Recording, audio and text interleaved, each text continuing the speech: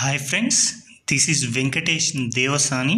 ఈరోజు మనం Telangana socio economic అవుట్లుక్లో భాగంగా గత వీడియోలో కొన్ని రైతు సంక్షేమ పథకాల గురించి డిస్కస్ చేయడం జరిగింది. అందులో భాగంగా రైతు భరోసా గురించి, అదేవిధంగా రైతు నేస్తం గురించి డిస్కస్ చేయడం జరిగింది. మిగతా పథకాల గురించి తదుపరి ఈ యొక్క వీడియోలో డిస్కస్ చేయబోతున్నాం.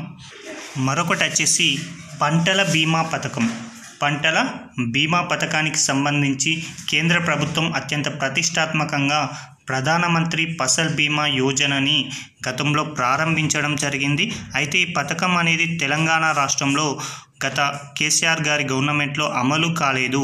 ఆ విధంగా కొన్నేళ్లుగా నిలిచిపోయినటువంటి ప్రధానమంత్రి ఫసల్ బీమా యోజన పథకాన్ని 2024 ఖరీఫ్ సీజన్ నుంచి తిరిగి అమలు చేయబోతున్నామని రేవంత్ రెడ్డి సర్కార్ ఇటీవల ప్రకటించడం జరిగింది. అయితే ఈ యొక్క ఎవరైతే రైతు పంటను కనుక నష్టపోతారో ఆ యొక్క నష్టానికి సంబంధించిన పరిహారాన్ని అందించడమే ఈ యొక్క ప్రధానమంత్రి ఫసల్ బీమా యోజన యొక్క ముఖ్య ఉద్దేశం. అయితే ఇందులో ప్రీమియం వచ్చేసి కేంద్ర ప్రభుత్వం కొంతవరకు భరిస్తుంది, అదేవిధంగా రైతులు భరించాలి, అదేవిధంగా రాష్ట్ర ప్రభుత్వం కూడా కొంతవరకు ప్రీమియం గతంలో చెల్లించాల్సి ఉండేది. అయితే ఇప్పుడు ఈ యొక్క తెలంగాణ ప్రభుత్వం రైతుల తరపున ఉచితంగా ప్రీమియంని చెల్లిస్తామని, రైతుల యొక్క ప్రీమియం కూడా రాష్ట్ర ప్రభుత్వమే భరిస్తుందని ఒక అంశాన్ని అయితే తెలియజేయడం జరిగింది. కాబట్టి ఈ యొక్క అంశాన్ని గుర్తుంచుకోండి. మరొకటి పంట రుణమాఫీ పథకం. 2024 సంవత్సరంలో ప్రస్తుత తెలంగాణ ప్రభుత్వం యొక్క పంట రుణమాఫీ పథకాన్ని అమలు చేయడం జరిగింది. గతంలో రైతులకు అన్ని రకాల పంట రుణాలు 2 లక్షల వరకు, చాలా ఇంపార్టెంట్ అండి, 2 లక్షల వరకు ఉన్నటువంటి రుణాలను మాఫీ చేసేందుకు రాష్ట్ర ప్రభుత్వం అత్యంత ప్రతిష్టాత్మకంగా ఈ యొక్క పంట రుణమాఫీ అనేటువంటి పథకాన్ని ప్రకటించడం జరిగింది.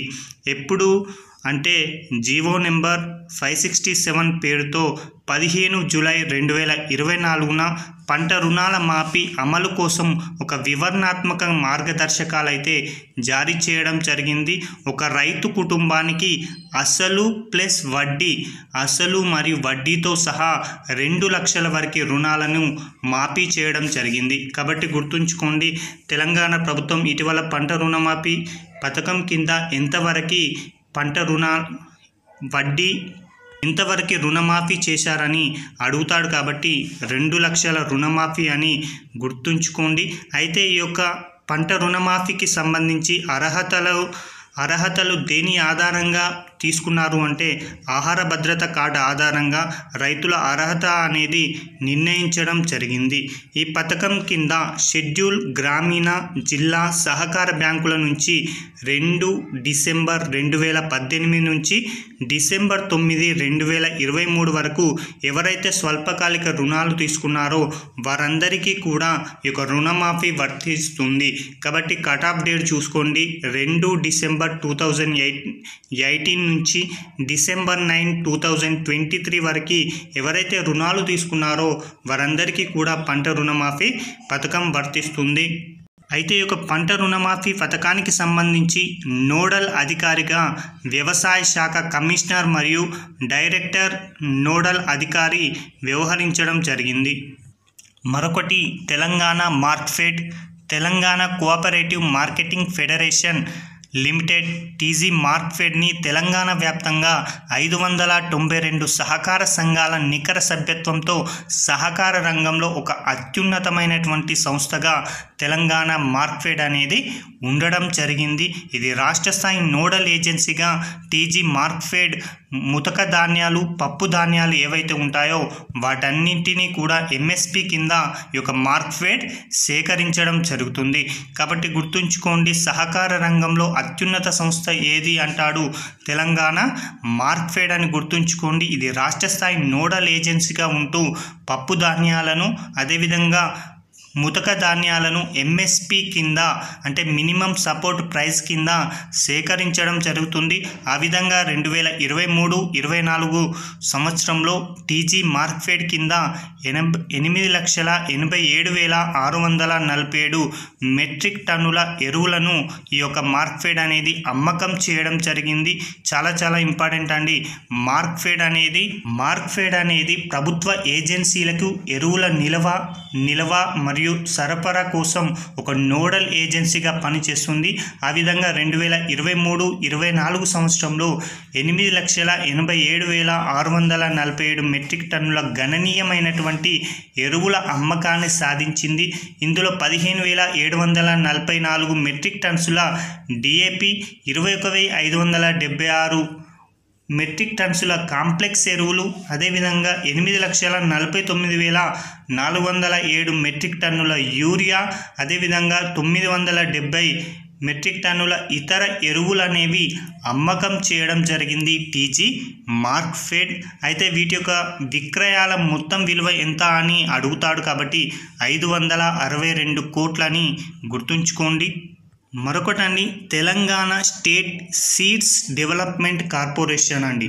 ఏంటిది? దీని యొక్క ముఖ్య ఉద్దేశం అంటే రాష్ట్రం, కేంద్రం ఏవైతే విడుదల చేసేటువంటి వంగడాలు ఉంటాయో వివిధ పంట రకాలకు నాణ్యమైన విత్తనాల ఉత్పత్తి, సరఫరా చేయడం ఈ యొక్క కార్పొరేషన్ యొక్క ముఖ్య ఉద్దేశం అండి. ఇందులో రైతుల నుంచి ధృవీకరించినటువంటి విత్తనాలు ఉత్పత్తి చేయడం, ప్రభుత్వం పథకాల కోసం పచ్చి రొట్ల ఎరువు, సోయాబీన్ విత్తనాలు సహకరించడం ఇందులో భాగమండి. ప్రధాన పంటలుగా వరి, శనగ, సోయాబీన్, ఇతర పంటలైనటువంటి హైబ్రిడ్ మొక్కజొన్న, నువ్వులతో అనేక కూరగాయల పంటలను సంబంధించినటువంటి విత్తనాలను ఉత్పత్తి చేయడం జరుగుతుంది. ఏకైక ప్రభుత్వ రంగ సంస్థ కార్పొరేషన్ ధృవీకరణ ప్రక్రియ ద్వారా నాణ్యమైనటువంటి విత్తనాలకు ఈ సంస్థ అనేది హామీ ఇవ్వడం జరుగుతుంది. కాబట్టి Telangana state seeds development corporation యొక్క ముఖ్య ఉద్దేశం ఏంటంటే నాణ్యమైనటువంటి విత్తనాల ఉత్పత్తి, అదేవిధంగా సరఫరా చేయడం అని గుర్తుంచుకోండి. వివిధ జిల్లాల్లో దాదాపుగా 45,000 ఎకరాల్లో సుమారు 5,700 మంది రైతులు ఈ యొక్క సీడ్స్ కార్పొరేషన్ కింద విత్తనోత్పత్తి చేయడం జరుగుతుంది. కాబట్టి ఈ అంశాన్ని గుర్తుంచుకోండి. 45,000 ఎకరాల్లో 5,700 మంది రైతులు ప్రస్తుతం విత్తనోత్పత్తి చేస్తున్నారు. దేని కింద అంటే Telangana state seeds development corporation కింద అని గుర్తుంచుకోండి. మరొకటండి, ఉద్యాన పంటలు, హార్టికల్చర్ గురించి డిస్కస్ చేయడం జరుగుతుందండి. చాలా ఇంపార్టెంట్. ఉద్యాన పంటల విస్తీర్ణం పెంచడం, పోషక భద్రతను అందించడం, యూనిట్ విస్తీర్ణంలో ఎక్కువగా దిగుబడిని సాధించడం, అదేవిధంగా అధిక రాబడిని సాధించడం అనేది హార్టికల్చర్ డిపార్ట్మెంటు ఒక లక్ష్యంగా పెట్టుకోవడం జరిగింది.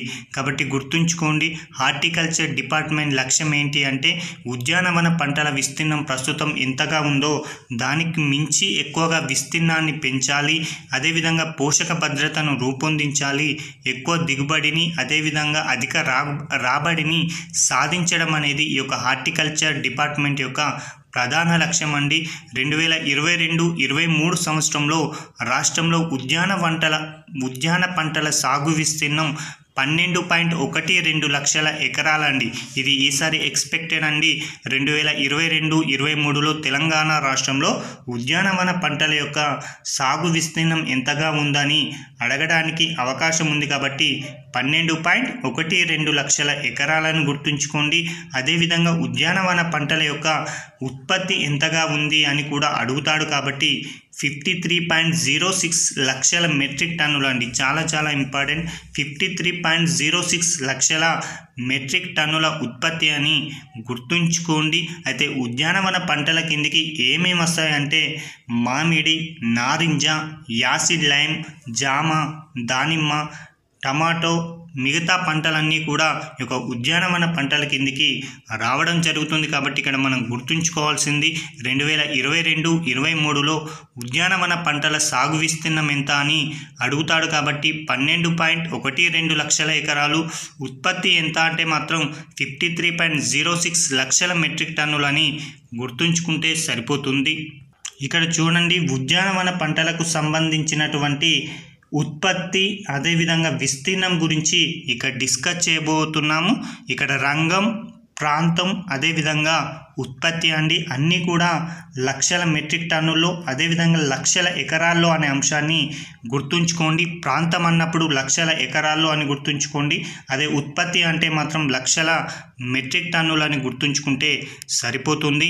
పండ్లు దాదాపుగా 4.44 లక్షల ఎకరాల్లో పండించగా ఉత్పత్తి వచ్చేసి 24.33 లక్షల మెట్రిక్ టన్నులు. కూరగాయలు 1.35 లక్షల ఎకరాలు, ఉత్పత్తి 14.64 లక్షల మెట్రిక్ టన్నులు. సుగంధ ద్రవ్యాలు 3.44 లక్షల ఎకరాలు, ఉత్పత్తి 7.74 లక్షల మెట్రిక్ టన్నులు. ప్లాంటేషన్ ఆగ్రో ఫారెస్ట్ వచ్చేసి 2.8 లక్షల ఎకరాలు, అదేవిధంగా ఉత్పత్తి 5.58 లక్షల మెట్రిక్ టన్నులు. పువ్వులు 0.09 లక్షల ఎకరాలు, అదేవిధంగా ఉత్పత్తి 0.72 లక్షల మెట్రిక్ టన్నులు. అదేవిధంగా ఔషధ అండ్ సుగంధ ద్రవ్యాలు 0.05 లక్షల ఎకరాలు, అదేవిధంగా ఉత్పత్తికి వచ్చే 0.05 లక్షల మెట్రిక్ టన్నులని గుర్తుంచుకోండి. ఓవరాల్గా ఉద్యానవన పంటల యొక్క మొత్తం విస్తీర్ణం 12.12 అని ఇందాక చెప్పుకున్నాం. ఉత్పత్తి వచ్చేసి 53.06 లక్షల మెట్రిక్ టన్నులని కూడా చెప్పుకోవడం జరిగింది. కాబట్టి వీటిలో ఉత్పత్తి పరంగా మొదటగా పండ్లు ఉండడం జరిగాయి. 2వ స్థానంలో కూరగాయలు, 3వ స్థానంలో సుగంధ ద్రవ్యాలు, 4వ స్థానంలో ప్లాంటేషన్ అదేవిధంగా అగ్రో ఫారెస్ట్రీ, 5వ స్థానంలో పువ్వులు, 6వ స్థానంలో ఔషధ అదేవిధంగా సుగంధ పంటలు అనేవి ఉండడం జరిగాయి. కాబట్టి ఎగ్జామినర్ వీటిని అసెండింగ్ ఆర్డర్ అదేవిధంగా డిసెండింగ్ ఆర్డర్లో అమర్చండి అని అడగడానికి కూడా అవకాశం ఉంది. ఓకే అండి, తదుపరి వీడియోలో మిగతా ఆయిల్ ఫామ్ సాగు గురించి మిగతా అంశాలని డిస్కస్ చేయబోతున్నాం. Thank you.